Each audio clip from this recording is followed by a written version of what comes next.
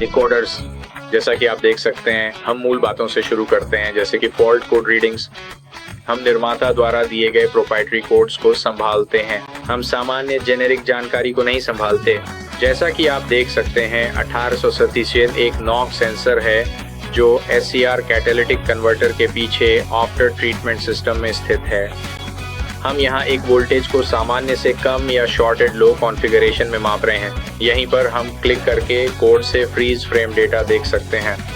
जैसा कि आप देख सकते हैं, प्राथमिकता, तारीख और पहली और आखिरी बार कब यह हुआ उसका समय। हम अपने इंस्ट्रूमेंट पैनल पर एक चेतावनी लैंप देखेंगे जो सक्रिय है और इस फॉल्ट कोड के लिए हमारी सिस्टम स्थिति एक्टिव है। मैं यहाँ हेल्प और फॉल्ट के कंपोनेंट्स पर भी क्लिक कर सकता हूँ।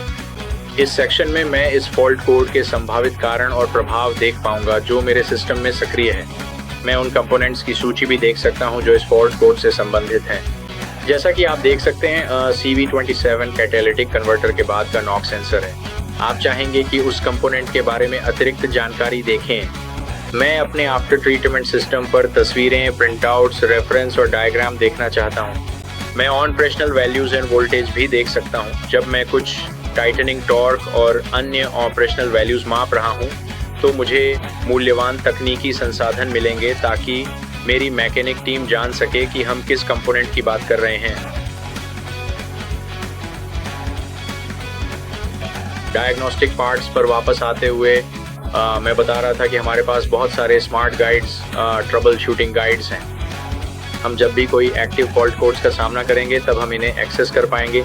हम मेंटेनेंस कर सकते हैं और trouble shooting steps, step by step guides चला सकते हैं ताकि हम किसी भी समस्या को जो मशीन या इंजन कंट्रोलर में हो सकती है ठीक करने की कोशिश कर सकें। इस केस में हम स्टेप नंबर 1, स्टेप नंबर 2 देख सकते हैं वही जानकारी। अगर हमने कोई फेलियर डिटेक्ट किया है तो हम हाँ या नहीं कह सकते हैं। जब हम नहीं कहते हैं और नेक्स्ट पर क्लिक करते हैं तो हम स्टेप नंबर 3 पर जाएंगे। इसी तरह आगे बढ़ते रहेंगे। हम कुछ सॉफ्टवेयर कैलिब्रेशन और रिवीजन भी कर सकते हैं।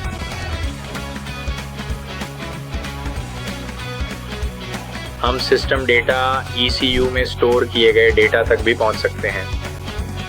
इन कमिंस निर्माताओं के साथ हमारे पास बहुत सारी जानकारी है, जैसे सॉफ्टवेयर और hardware revision, serial number, VIN जानकारी, पावर टेक ऑन ऑफ जानकारी। आप जानते हैं अधिकतम इंजन टॉर्क और ब्रेक हॉर्स पावर। ये सारी जानकारी हमें ECU डेटा में मिल जाएगी। ऑपरेशनल डेटा, डेटा रिकॉर्ड्स, हम data records, engine operational data, data registration को भी क्लियर कर सकते हैं। हम इंजन एब्यूज डेटा और after treatment system data records भी प्राप्त कर सकते हैं। लाइव माप और मॉनिटरिंग में हम सिस्टम डिस्प्ले तक पहुंच सकते हैं।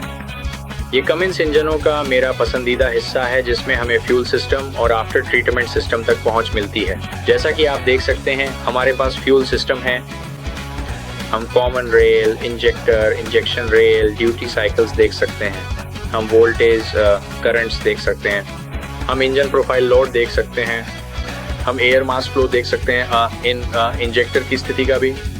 और फिर जब हम आफ्टर ट्रीटमेंट सिस्टम में जाते हैं तो हम इन टियर 4 कॉन्फ़िगरेशन को देख सकते हैं, जिसमें diesel oxidation catalyst, feel particulate filter, DEF model और पंप्स शामिल हैं।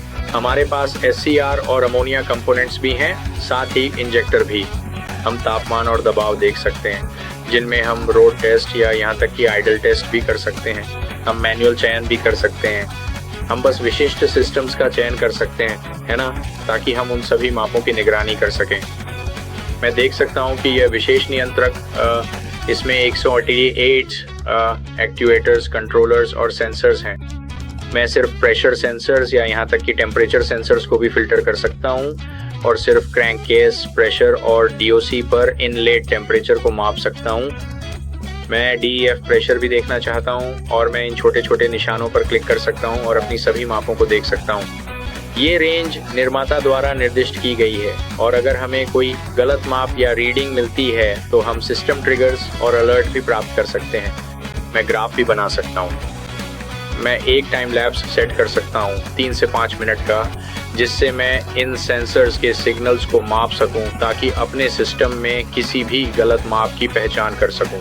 अगर आपके कोई सवाल हैं तो बस हमसे यहाँ मैकेनिशियन पर संपर्क करें।